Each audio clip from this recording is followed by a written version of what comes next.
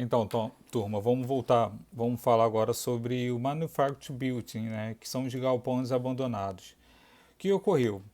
Né? Esse manufacturing ele deu origem a duas maiores megalópolis do mundo, que foi o eixo, né? Boston, Washington, né, que é a capital dos Estados Unidos, do Boston, Wash, e o eixo Chicago, Brisbane, que é o Chips, né, no caso. De certo modo, né, como ocorreu essa industrialização primeiramente nesses dois grandes eixos, né, nos últimos anos, teve e esse processo da globalização que ocorreu de uma certa forma teve uma concorrência acirrada, né, de muitas indústrias que acabaram também saindo dessas regiões em busca de novos lugares para dar continuidade às suas indústrias.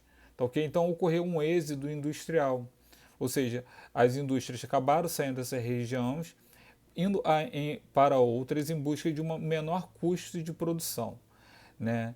Então, automaticamente, o que ocorreu? Né? Impostos caros que existiam na época, leis ambientais mais rígidas, sindicatos fortalecidos e também pelo trânsito, né, que ocorria. É, todo mundo imagina, né, que no caso nos Estados Unidos, por ter um custo de vida não, mas um custo de imposto mais baixo do que no Brasil, ocorreu um grande aumento de número de carros, né, nesses grandes polos. Então, automaticamente, o trânsito também começou a ficar um pouco mais pesado do que, né, existia atualmente. Então, as empresas elas acabam também, né, colocando esse custo desse frete em relação à, à indústria, né, no caso, para pagar o valor do combustível. Tá ok? Então, por isso a região ganhou um apelido também, né, de Rust Belt, que é cinturão de ferrugem, uma alusão, né, à grande quantidade de galpões abandonados em cidades como Boston, Detroit, né, entre outros. Então, vários fatores deram origem a esse verdadeiro êxodo industrial, como impostos urbanos muito caros, leis ambientais mais rígidas, trânsito caótico, elevado custo de frete, sindicatos organizados que pressionavam o grande capital, encareceram a mão de obra, como eu havia falado para vocês.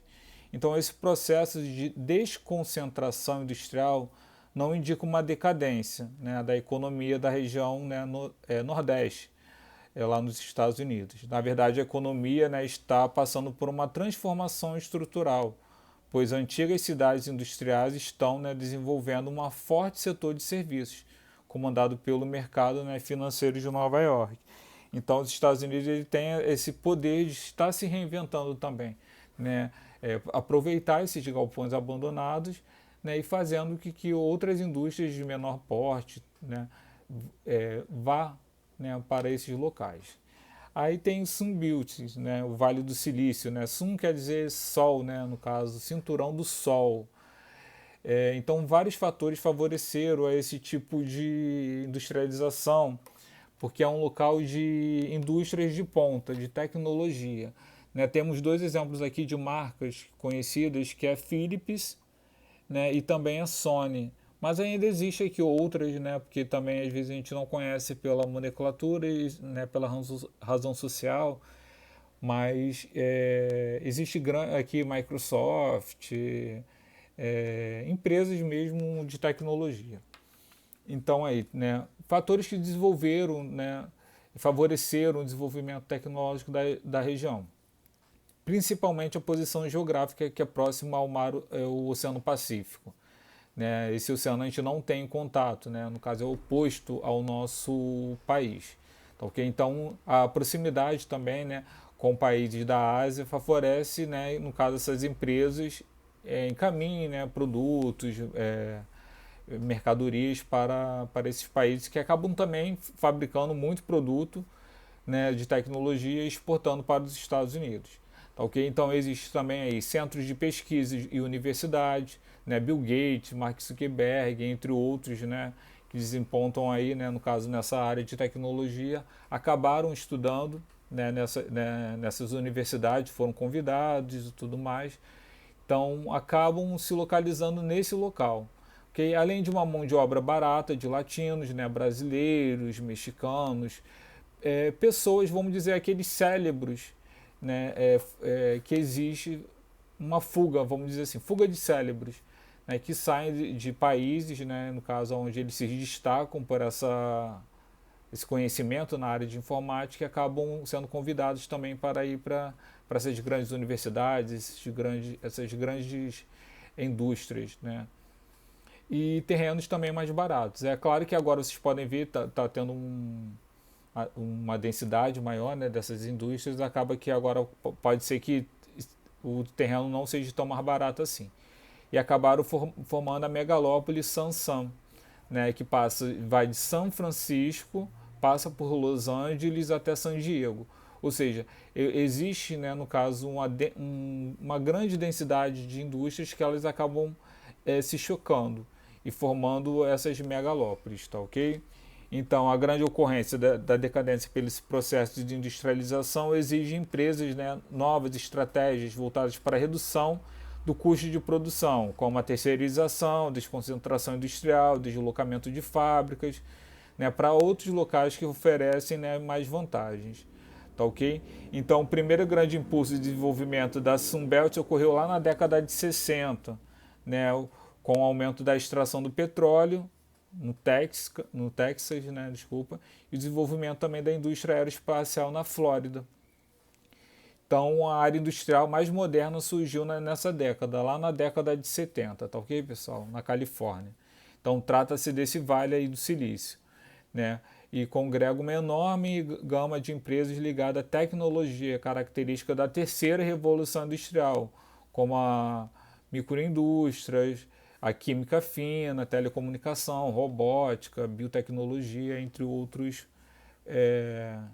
modernidade. Tá ok? Então, os fatores que favoreceram o desenvolvimento, né, sofisticado tecnológico dessa região foi a posição estratégica, eu falei para vocês, né, a exigência de centros de pesquisa, universidades, em parceria com as empresas, né, que desenvolvem P&D, que é pesquisa e desenvolvimento, né.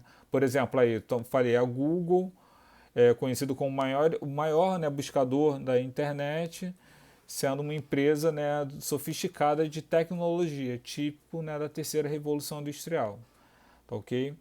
Então, basicamente, Sunbelt quer dizer isso, tá ok? Então, é uma das áreas mais desenvolvidas e que desaponta aí facilmente o local mais industrializado dos Estados Unidos.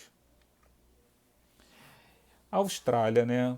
A Austrália é um capítulo à parte, que é um país, né, considera, assim, abaixo, né, no caso da linha do Equador, mas é um dos países mais industrializados e mais desenvolvidos, né, do hemisfério sul. Tá ok? Mas eles têm, no caso, laços fortes, né, com a economia da Inglaterra, é exportadora, né, de produtos primários, minério, lã, carne, trigo, né, também é rico no mercado interno, tem áreas a serem exploradas. É claro que existem 4 grandes desertos também, né, e isso faz com que grande parte da extensão da Austrália não seja industrializada. Você pode ver nos mapas da industrialização australiana, né, o litoral basicamente, assim também como o Brasil, né, mas o litoral em si são as áreas mais industrializadas, né, até para proximidade dos portos para acabar, né, escoando esse produto. Ok? Então existe um intercâmbio também, né, uma proximidade com o Japão, né, tem laços com os Estados Unidos e também é um desenvolvimento muito grande na área de transporte e telecomunicação. Tá ok? Então isso faz com que, né, os países, né, tenham esse intercâmbio maior. Tá ok?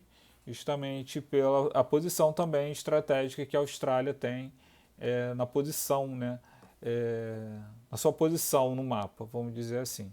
Então, a industrialização, né, no caso, a região dos industriais da Austrália, basicamente surge aí então no sudeste, tá ok? Fica mais na posição aí sudeste, tá ok?